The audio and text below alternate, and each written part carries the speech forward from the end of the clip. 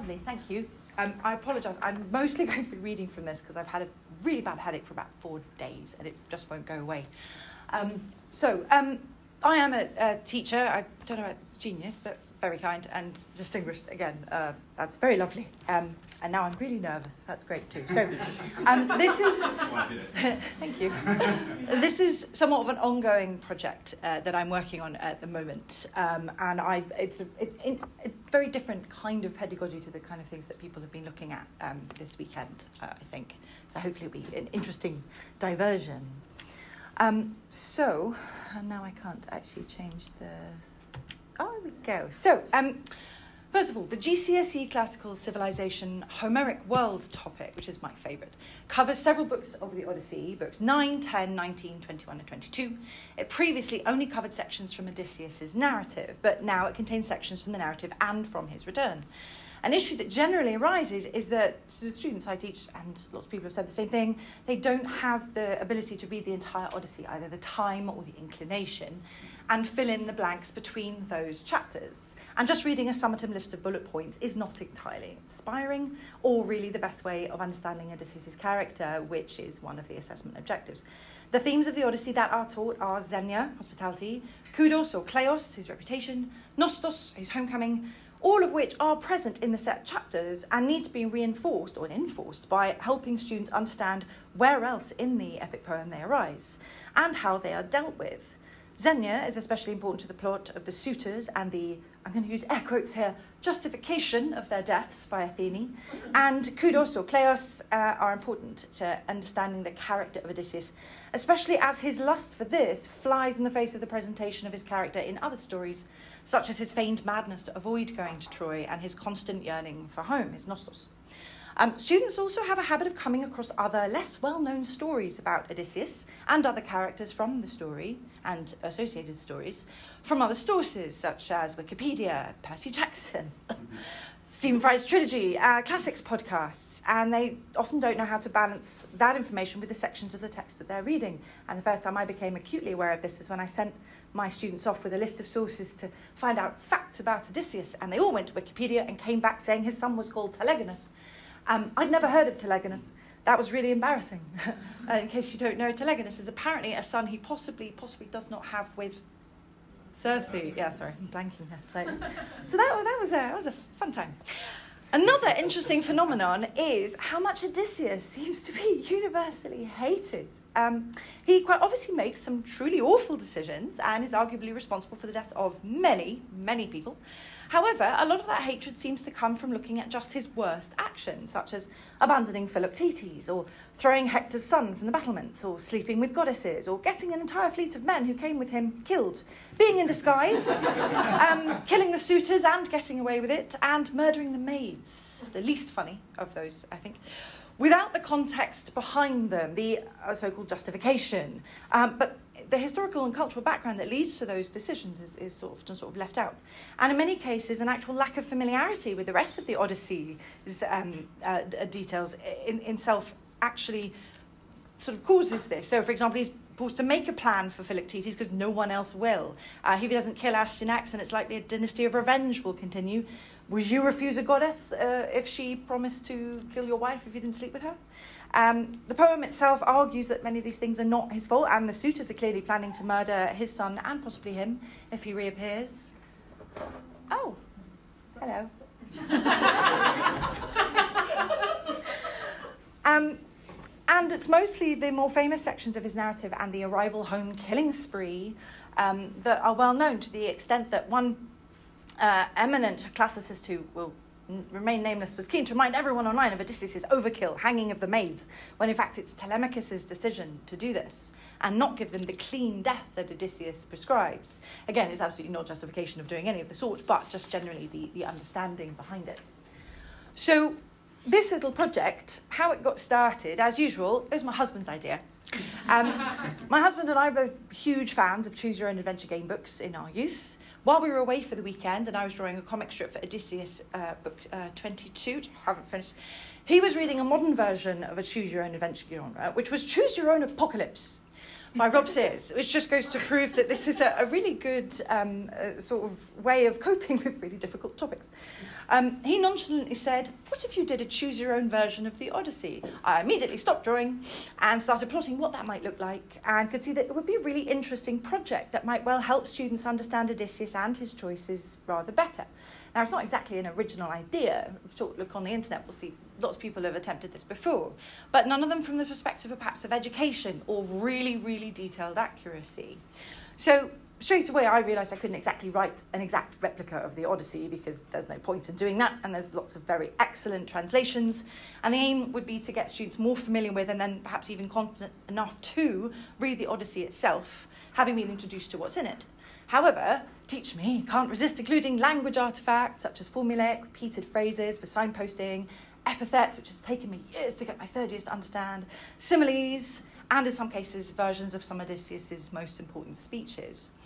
I also wanted to reference other Odysseus stories, so trawling through Gantz's early Greek myth for every single Odysseus reference I could find gave me quite a wealth of material to include.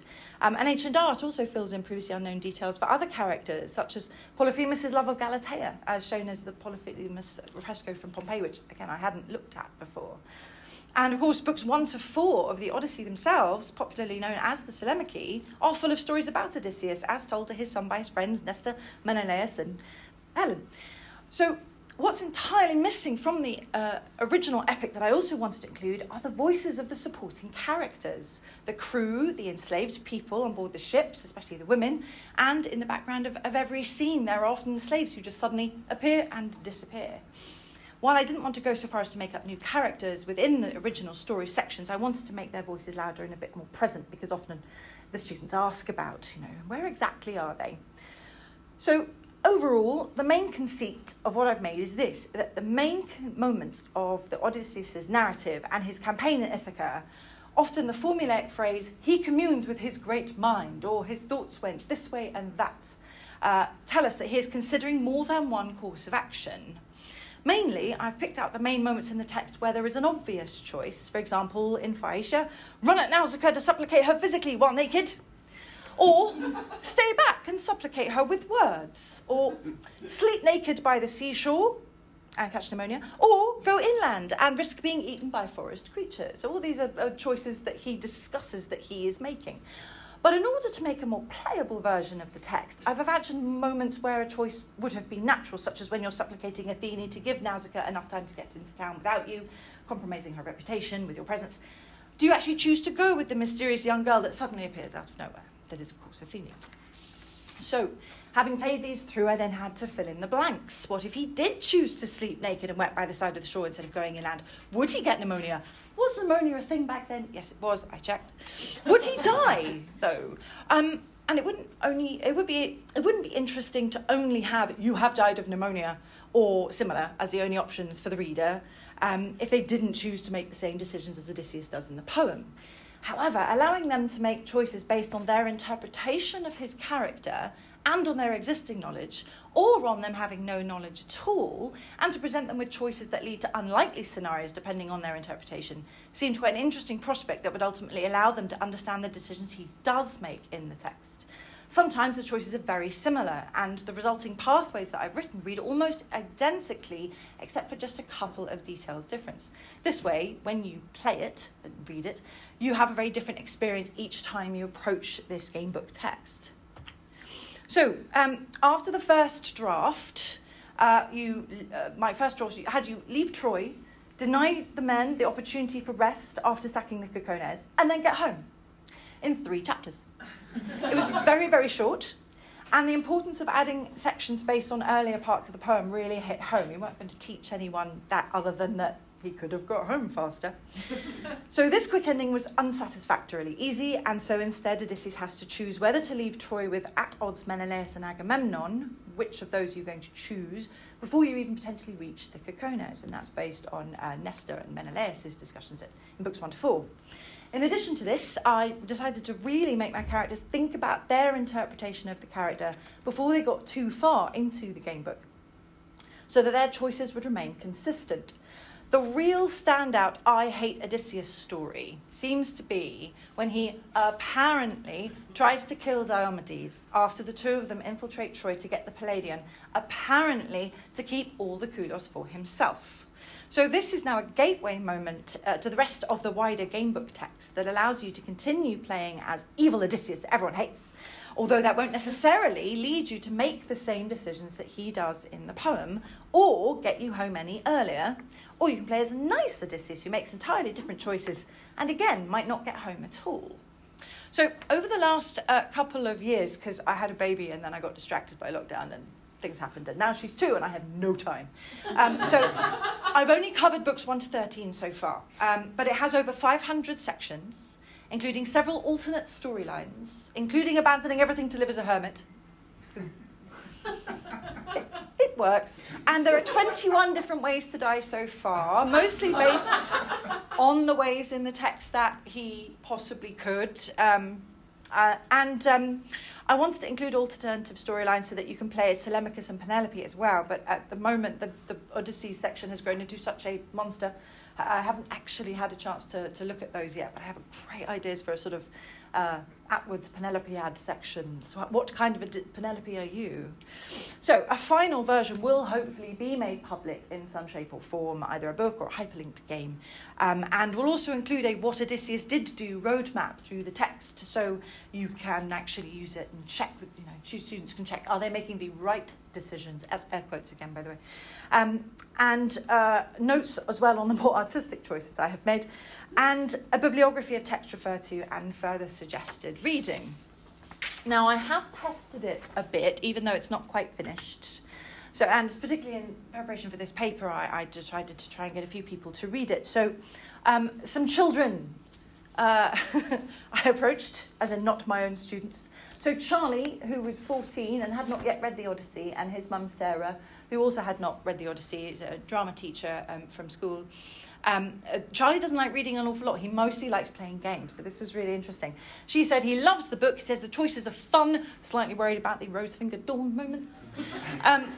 He also seemed to really enjoy taking the dodgier options like the hallucinogenic fruit. She had to give up, she said, playing because every time she tried to influence it went really badly, and she thought she was making the right choices, so that's very telling. But overall, it was lovely. It really captured Charlie's imagination. Finley, 9, slightly less verbose. He loved it, and he read it, and he devoured it. As me being verbose on his behalf, that's literally all the feedback I got. But he really enjoyed it as a game, which was rather nice. I also asked a lovely friend of mine, who is also in the audience here, to have a read of it from the view of actually being someone I say above me, not exactly above me, but like I'm secondary and tertiary. Yes, so we're up here. So someone in university. There we go. That's the word I'm looking for. So, and she says, "This is so much fun. I keep trying to make the same choices that Odysseus makes, but they're just so stupid. I can't bring myself to do it. So I keep getting safely home. This is an awful lot of fun." And it's very touching. He said it's beautiful to read. I was very pleased. I didn't want to put in too much of the actual Odyssey and try rewriting the Odyssey. I'm not trying to do that at all. I'm trying to keep it in a different way, while also making my students understand features of language, which is very important. I also spoke to some podcasters I know, people who are really interested in making classics accessible. Myth Dynamite is Abby and Sarah. Abby, who's actually become a teacher, despite me talking to her a lot about teaching. She said, I've had a bit of a go. There are so many options. I feel like I've just scratched the surface. I haven't made it back yet because I just don't think Odysseus made very much effort to get home, so I keep selecting to carry on. And Sarah said, loving all the epithets there, it definitely feels like a great companion reception piece to the Odyssey, which I started thinking about, it could actually be quite useful in that way. And also how you've captured the mood of the crew. So again, that was one of my key things. I wanted to try and include more of the voice of the crew, not just Eurylochus, who doesn't shut up. So she says she's going to keep playing it, and she has, which is rather lovely. And my friends Erica and Liv, Erica does a classics YouTube channel called Moan, which is something ancients something. And couldn't remember. And my friend Liv does the Let's Talk About Myths Baby podcast, which is millions of downloads, which is awesome. So Erica said she opened it this morning, she thought she would dot in and out, and genuinely had so much fun. I've been doing various different Odysseus routes up until now. She opened it at 9 a.m. She didn't finish playing it until 5 p.m, which is dedication. I don't know how you managed it. Did I always skipping out on the islands entirely just to sail home and make a few sacrifices to Poseidon? Yes. My Odysseus deserved a little less drama. And I think this is such a fun and educational tool and a great way to get into it. And Liv said the same. She said, I loved it so much. I do think it would be a great teaching tool. As well, she liked falling into the traps, thinking she was going the right way of Odysseus and not actually managing to do so. So leaving the whole mess behind was my favourite bit of what she said about what Odysseus managed to achieve. So then I played it with my students. So we had some really interesting responses. I had 3 groups that I had a chance to play it with. I'm part-time now and I only get 1 lunchtime free a week, so it's very much trying to fit that in when they were free as well. So my GCSE class, who hadn't yet read the Odyssey, they were trying to make decisions as a group from what they thought they knew of the Odyssey and what they thought would be the right thing to do, because that's what Odysseus does, because they haven't met Odysseus yet, and they know that he does not do the right thing. They all died really quickly, having made only one of the same choices as Odysseus, but they still made it to Aeolus, and they told the men about the content of the bag of winds instead of not telling them. But controversially, previous to that, they had left men behind on the island of the Lotus Eaters. They did not go and get them back, and so they'd actually lost the support of their crew, so the crew thought they were lying. That's one of the options that can possibly go through. One of my groups of 6th form that I played it with are my former role-playing game group, because of course I do that, D&D on a Friday lunchtime or Cthulhu. And so this was really up their alley. They were really interested about this, and they actually tracked me down, saying, Miss, we've heard you've got this thing, can we play? So they'd studied with me the previous set of Odyssey books at GCSE, and they were lost at first, but then when they fell into the right section, the bit where he gets into his narrative, they were more familiar with it. And there was lots of discussion between them as to what would gain the best outcome, particularly in the Polyphemus sections. However, they died, not being prepared for this episode by not having sacked the Cacones and got the super strength wine from Maron, son of Euanthes, which is the most D&D thing, I think, that's in the Odyssey.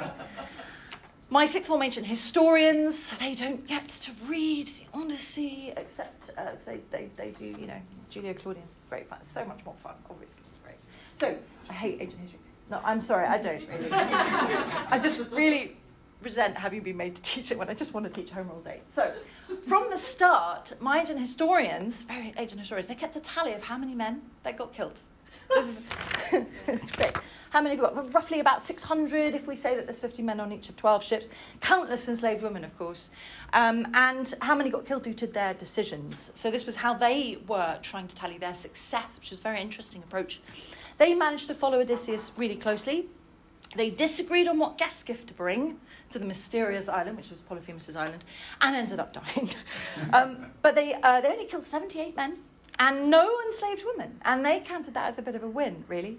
But most of all, they were rather excited about the extra myths, the bits that they hadn't heard before, and the bits at the beginning, which they simply hadn't read from books 1 to 4. So while it's still a work in progress and by no means a conclusive new version of the Odyssey or anything, the general consensus I've had is this is a really fun and accessible way of experiencing the Odyssey that has the ability to intrigue readers into reading the real Odyssey or test their memory of it. I introduce them to the language, not obviously in the original Greek, but at least the parts of it, the similes, the epithets, and argue about the characters' choices in a way that is in the spirit of the original poem. So I put my websites up here, just in case you are interested in it when it's finished. I put a little, leave your details bit up there. But most of all, thank you so much for letting me come and gabble on at you about this silly little project of Brian. Thank you.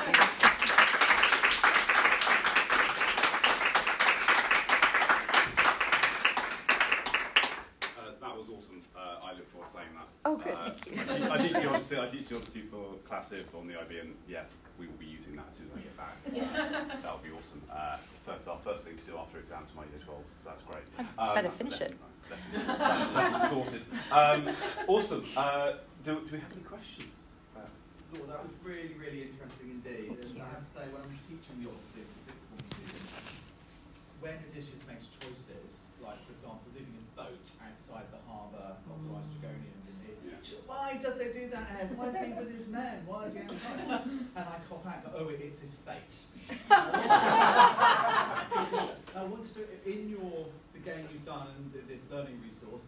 How do you deal with the issue of fate?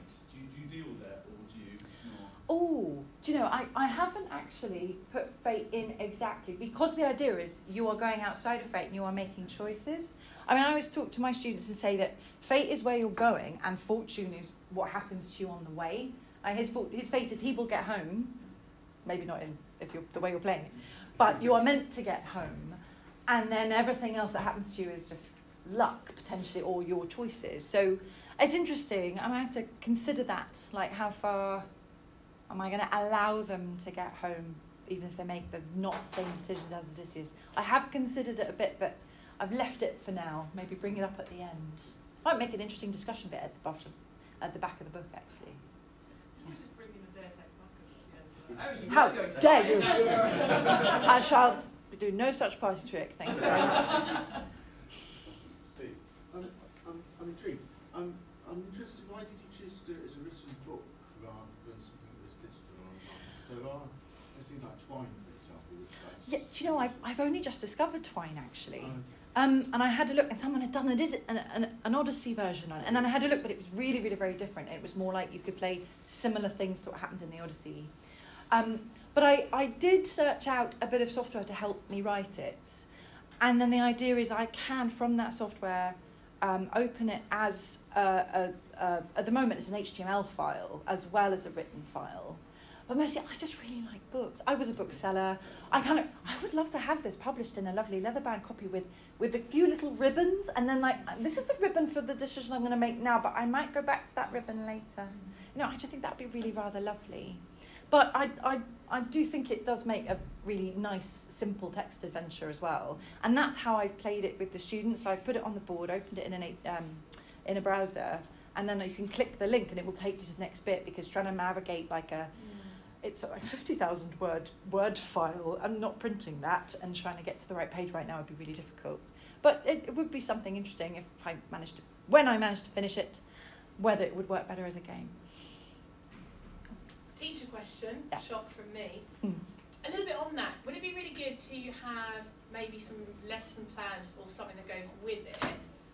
Maybe especially for non-specialists or people who are brand new to the Odyssey. Yeah. Because obviously that's a fantastic thing and it's just so awesome and brilliant. You could spend 50 million weeks of lessons on it.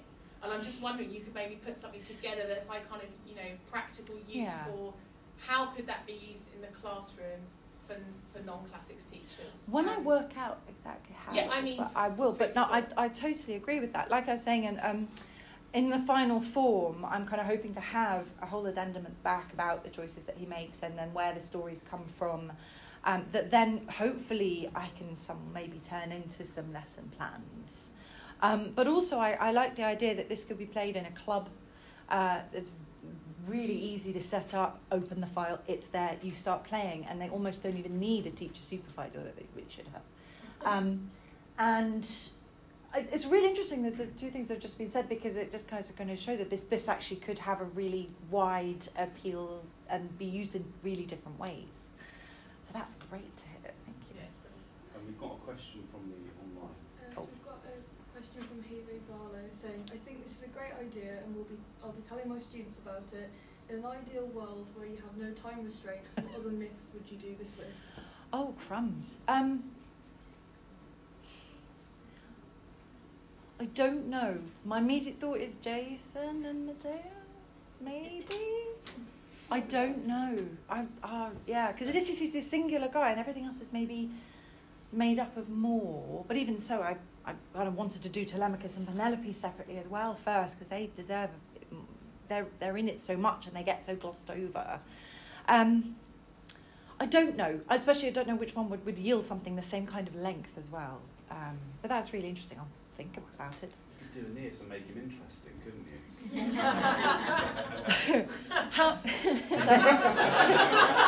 Odysseus, 1 stag, monster stag, huge stag. Aeneas, 7 stags. No explanation.